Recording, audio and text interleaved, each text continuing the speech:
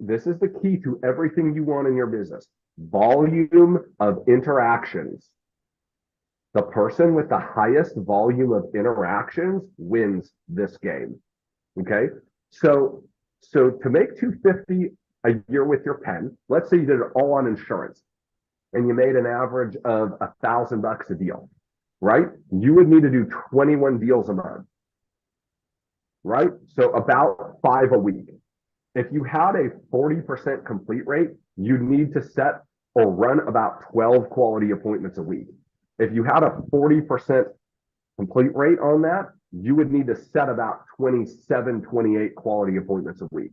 So Angie, you set 25 to 30 quality in-market appointments a week, you will make $250,000 from life insurance business alone off of your pen, plus the securities you pick up, plus the ancillary products, plus for those of you who can recruit people, some of those people are going to join your team, right? So it's all about volume of interactions. Richard, does that make sense? It does. There's an activity level that sustains you as a producer. Stop and think about the agencies in finance that do not do recruiting. What do those guys have to do? They have to build the pipe, set the appointments, run the presentations, and close the business. That's their cycle. And they got to do that over and over. And guess who they got to do that from? Themselves. They don't get anybody helping them. And there are many people in financial services that make high 6 and 7 and even 8 figures a year that can't recruit a soul. But what they have is they have the pipeline system built that I'm teaching you, right? So think about it this way.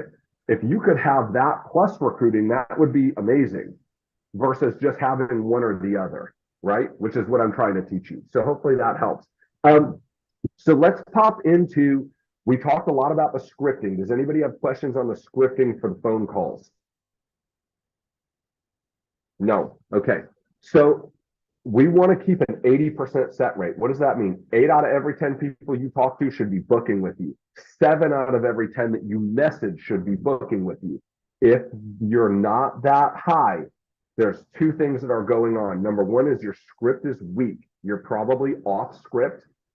You're probably not very confident with that scripting. Okay. So you need to tighten that up. The tighter you are with that script, the more confident you are, and the better that it is built, the higher that activity or that completion pull through is gonna go. Okay. The second thing that affects that, you all, okay, is your ability to overcome the most common objections. Okay. So you notice I told you last time, Jen, right, that as we got into the objections, you would see how my scripting was wordsmithed and built to handle a lot of the objections. The most common objection that I got was, I'm not interested. Hey, thanks for calling, but I'm not interested right now. I don't know if you guys ever get that, but I got that pretty regularly. And the way I built my script, remember, it was, hey, Ron, if you or somebody you know in the future could use what I'm doing, I'd love for you to know enough that you feel comfortable referring me. So this is no problem. When Ron tells me, hey, dude, that's cool, but I'm just not interested in this, I say, hey, fantastic. I didn't think you would be interested. Like I said, if you or somebody you knew in the future could use what I was doing, I'd love for you to know enough that you could refer me. So I'd still like to get together with you and just show you what I'm doing, because you will definitely know some people that need my help. So as far as us getting together, what's better, this day or that day? So all I did is I took the most common objection that I got and my people got, and I just built a deflection into the script. So when you tell me that, I'm like, yeah, man, I told you probably wouldn't be interested, but if you or somebody you knew could use it, so I still want you to look at it, right? Does that make sense? Okay. So when we're talking objections, three things we want to understand, right? Okay. There's 3 parts to overcoming any objection. We affirm the objection. So we don't just confront the objection. Some of you get an objection and you get defensive. You're like emotional about it. Like it's like they're objecting to you as a human being. They're not objecting to you as a human being, right? An objection is a request for more information, right? So they're objecting because they want some more information. They're not quite there yet. So we want to affirm them. What does that mean, Angie? So we say, hey, thanks so much for asking that. So Jen, that's a great question. Ron, I appreciate you bringing that up. right? So the first thing I'm going to do is I'm going to affirm them, which brings their guard down. They're expecting a knockdown, drag out fight with a salesperson, and instead I gave them a consultant. I want to consult them. I don't want to sell them. At least I want them to feel that way. I really do want to sell them, right? But I'm going to sell them as a consultant. Everybody following that? So I'm going to affirm them. Then I'm going to answer. You should have 2 to 3 answers for every objection that you get. And then I'm going to close them. I'm going to test balloon again. One of the things I learned early on from one of my mentors, he, like every 2 minutes in his presentation, he would ask something like this. He'd say, so Ron, do you feel like you have enough information to make a decision, or would you like me to give you some more detail? He said that 3-4 times. And I thought it was the wildest thing. And what he was doing is he was test ballooning. He was trying not to sell past the close, right? So once I answer that objection, I'm immediately going to try to close to see if I've done the job. That makes sense, Paul? Right?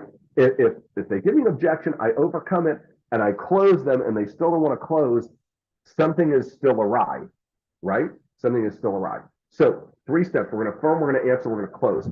2 other things you need to understand: real objections and smokescreen objections. You need to be very, very good at figuring out which one of these you're getting so that you do not walk around frustrated as heck all the time. So a real objection, Jen, when you have sufficiently addressed it, will close, right? So I don't have the time. Okay. Could you put in 5 hours a week? Yeah, I could do 5 hours a week. Okay, well, if that's all you were doing and you could put that in, then that wouldn't be an issue anymore for you, right? Right. Okay, done. Yeah, I know I said that I could do that, but, and then they start backpedaling. That's not, the time wasn't the objection. The time was the smoke screen. Okay? Understand this. Prospects are creative, but lazy. Prospects are creative, but lazy.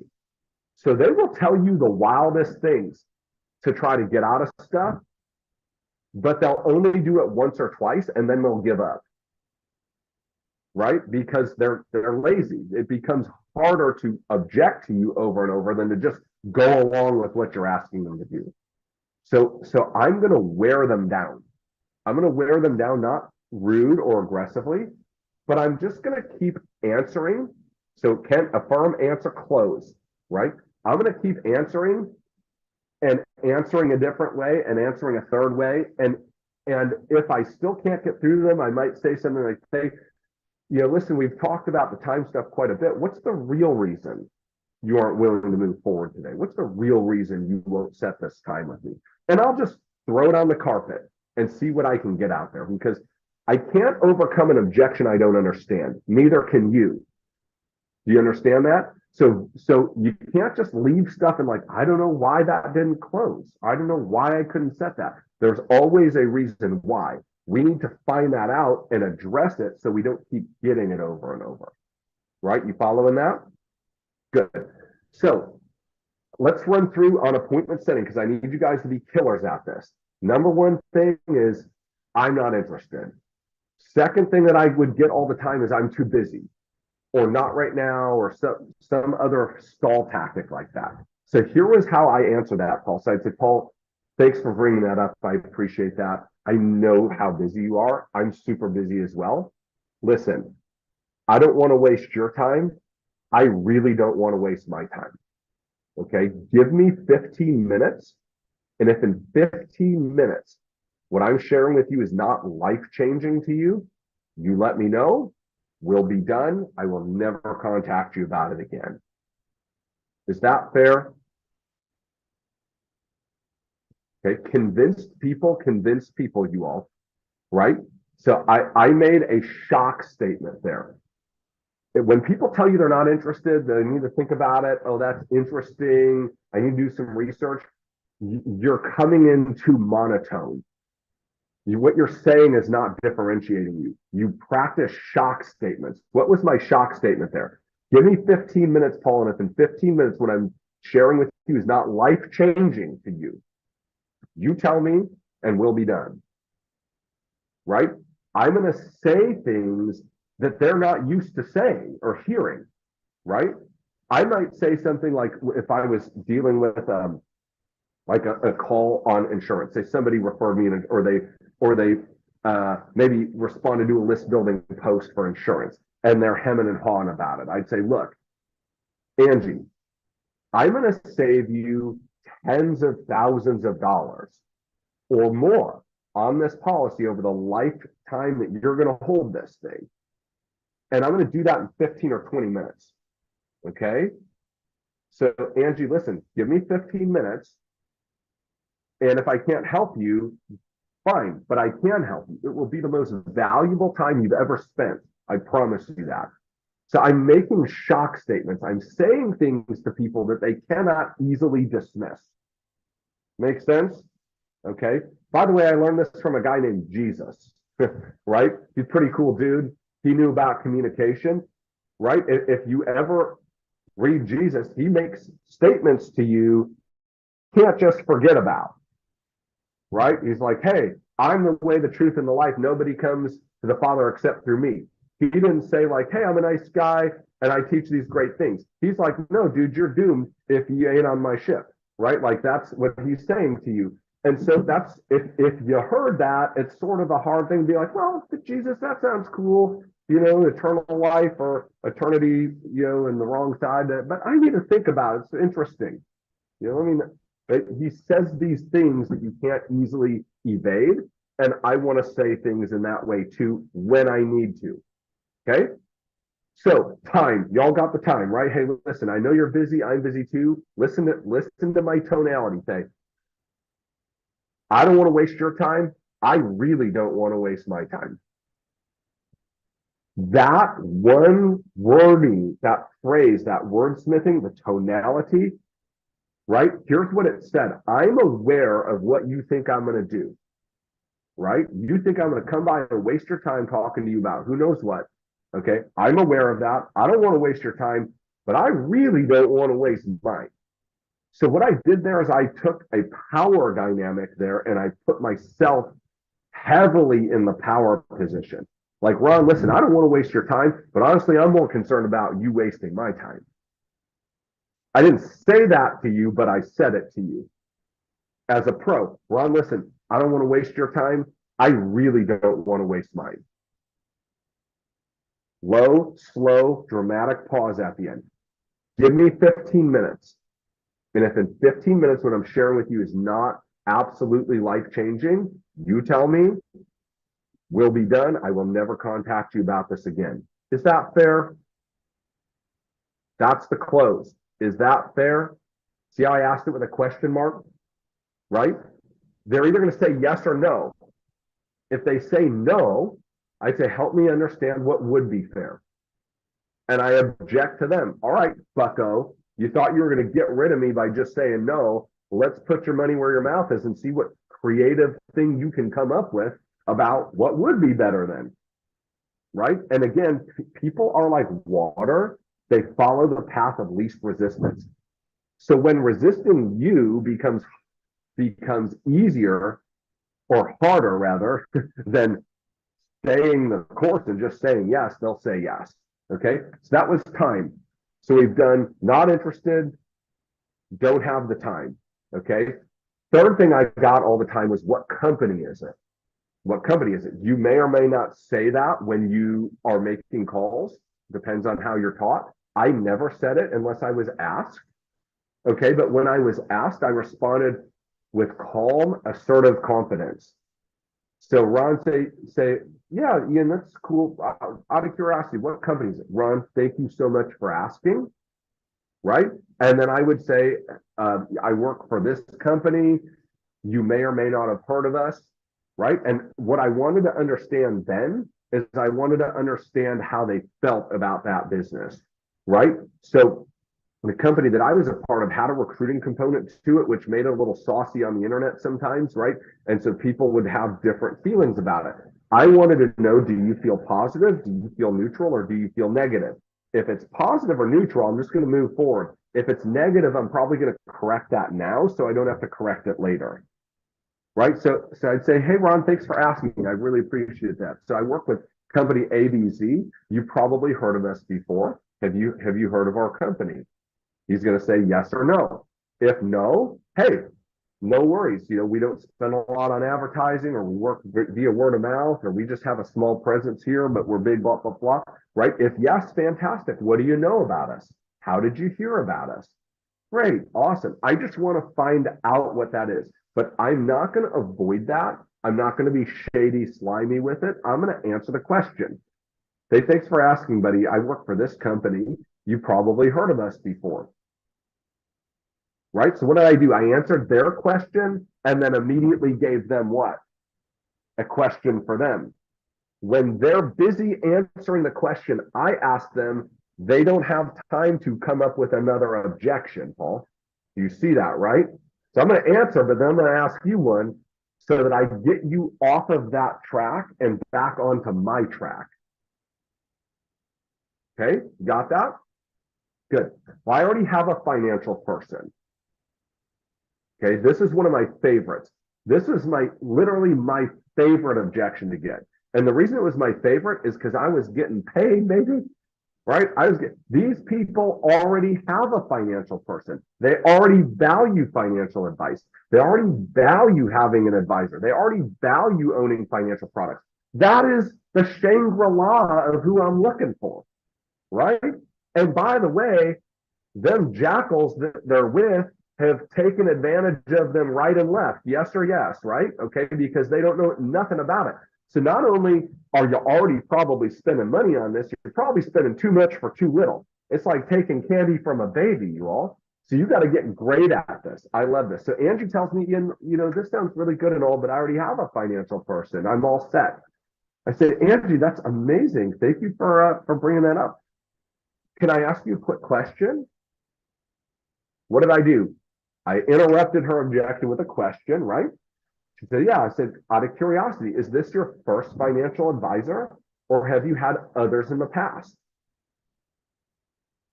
She's going to say one of two things. It's my first, or I've had another, right? Now watch this. If it's her first, here's what I'm saying. So I'd say, Angie, that's amazing. And it sounds like you feel like they're doing a good job for you. Yeah, and you're pretty happy with what they're doing. Okay, fantastic. So listen, I definitely don't want to step on any toes. That's not my goal here today with you. But Angie, let me ask you a question. I want you to pretend your arm hurt for a minute. You went to the local urgent care and they came back and they said, Angie, great news. Okay, we've come up with a solution. In 30 minutes, you'll never have arm pain again. Okay, what we're going to do is we're going to suit you up, we're going to gown you up, and then we're going to amputate your arm. And you will only have one arm, but that arm will guaranteed not hurt anymore. Would you be like, sure, sounds good, cut it off? Or would you first say, you know what, I think I'm going to go get a second opinion, right? Yeah. Okay. So Angie, listen, I know it's not your arm. It's only your entire financial future. No big deal, right? Okay. But wouldn't it make sense to have a second opinion on something as important as that? That's the banger right there, you all. They can't get out of that one. No, it doesn't make sense. I'd prefer to be completely ignorant, right? Like, I mean, I've never, ever had anybody say that. So if they have only one, you want to give them a second opinion.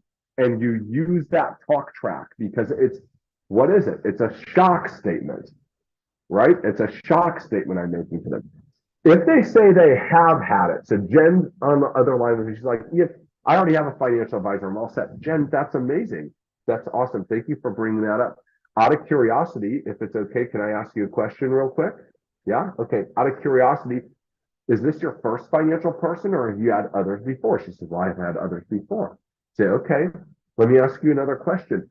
Why did you make the change from who you were previously with to who you're with now? And I let her talk. And Faye, you know what she's going to say? Dawn, you know what she's going to say? One of two things, right?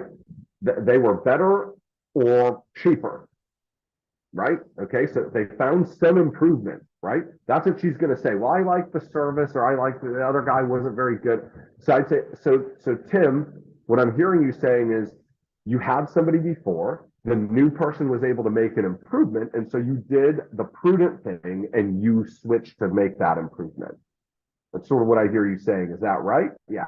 Okay, that was the right choice, by the way, Tim. What am I doing? I'm tying him down.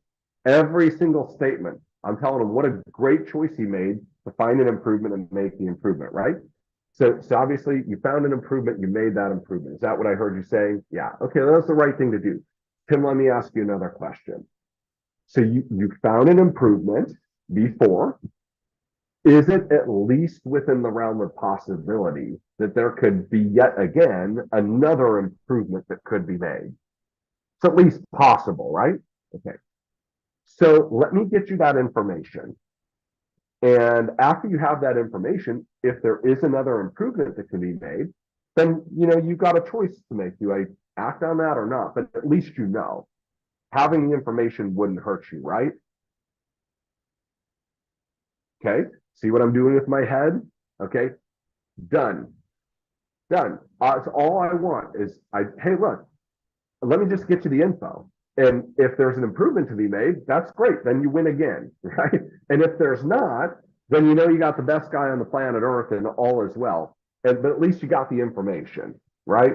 So I always wanted to dial in as specifically as I could and really just destroy that root objection. Some of you guys, you try to like ricochet off of it and like just hope it doesn't come back up and I just want to totally dismantle it so I don't need to deal with it anymore, right?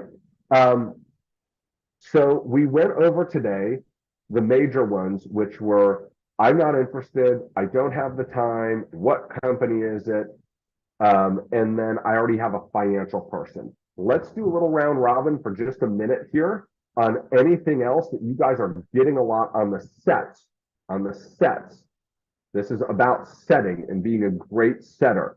Who is getting stumped on some sets that we want to role play live here for a quick second? Going once.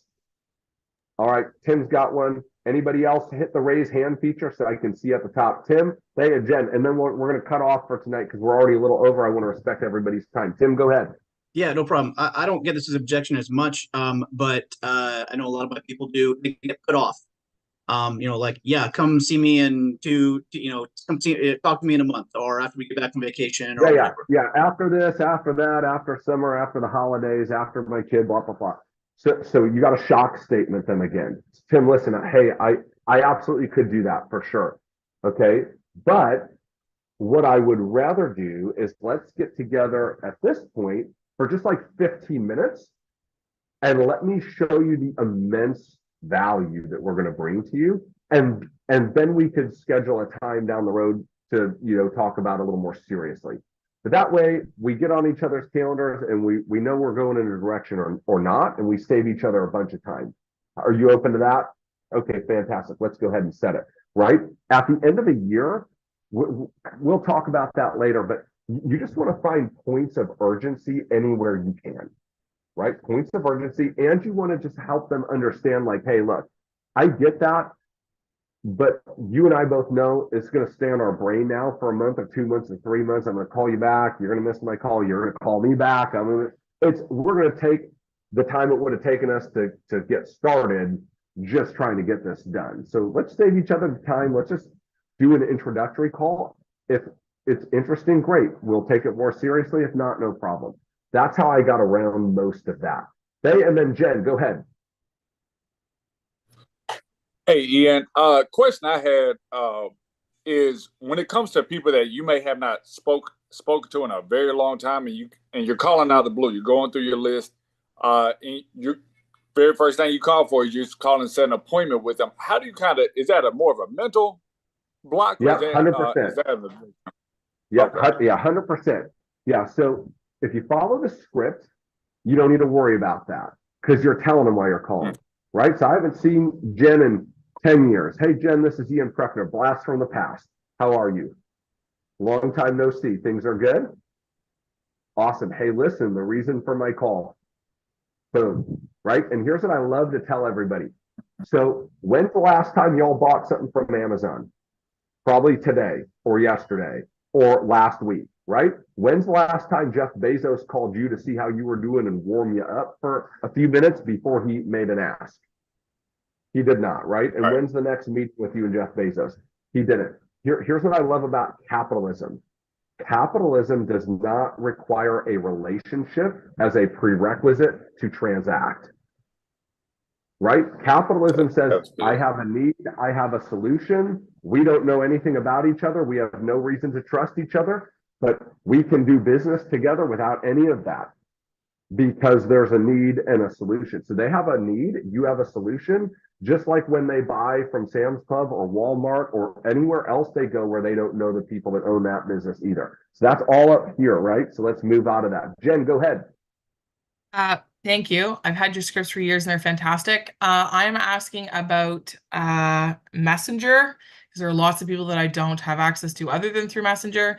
And I have lots of recruiting stuff, but I'm just trying to see if there's, and I know that it was addressed last week in the Telegram. Is there a script for approaching people for product rather than recruiting? Absolutely. Yep. So that's all in there, but here's what you can do. You can direct shoot at them, or you can go in a farming around, like sort of an around attack, right? So let me give you both of them. So I'd say, hey, Jen, I hope you're well. Long time no see. Hey, the reason for my message, right? Or, hey, I hope this isn't strange. Okay. So either one of those two is fine. The direct ask, I tend to use, hey, I hope this isn't weird or strange, but I'm actually, and then I've got a body. And so the body needs to be as compelling as possible. Why should they help you? So I would always have like, hey, it needs to be true, by the way. Don't say stuff to people that isn't true to get in front of them. That is not what I would ever teach you to do or condone. So it's got to be true, but sometimes you got to get a little creative. So like, Jen, are you going for promotion this month? You could be if you're working hard at it, right? So let's commit to that. And then, hey, I hope this isn't a weird question, but I'm actually really close to a promotion I've been working on for X amount of time. It's a big deal to me. I need life insurance referrals. I need investment referrals. I need mortgage referrals. Here's who these people might be. And then you give them some descriptors. For life insurance, it was easy. These might be people who just got married, who just had a baby, who just moved into a new home, who just got a new job, who might already have life insurance but don't think they have enough or want to save money. Any connections you could give me would be amazing. Thank you in advance. By the way, if you're ever open to letting me look at your life insurance policy, it'd be an honor. Either way, thank you. Right? Boom. So that's one that's sort of an around the bush sort of approach, right? So a more direct approach might be, hey, Jen, it's Ian Pruckner. I hope you're well. Hey, I hope this isn't too forward, but who does your life insurance? Question mark. You just let it sit. You send that to 100 people, 10 of them are going to respond to you, 5 of them are going to meet with you, and you're going to close 3 or 4 of them, right? So, yeah, so you can go right at them, and you want to mix it up, and you don't want to, listen, and I know we're way over, and I need to let you move on here, but you never ever want to send people the ability to move away from you when you're trying to lock down this direct message, right? Okay, and so you always want to make sure you're alternating. You don't want to hit them with multiple direct asks in a row, right? You want to hit them with a direct ask, and then you want an indirect ask on some other product, and then nothing, just a touch point. Otherwise, people will tune you out. So guys, listen, I hope this was helpful. Y'all need to be doing your sets and your gets every single day. That's the very most important thing. None of this other stuff I'm teaching you is going to help you a lot without moving those forward. Once those are up, everything else, it's like an accelerant. It just catches fire and it moves. All right, y'all. Hey, proud of you guys. Let's keep knocking it out.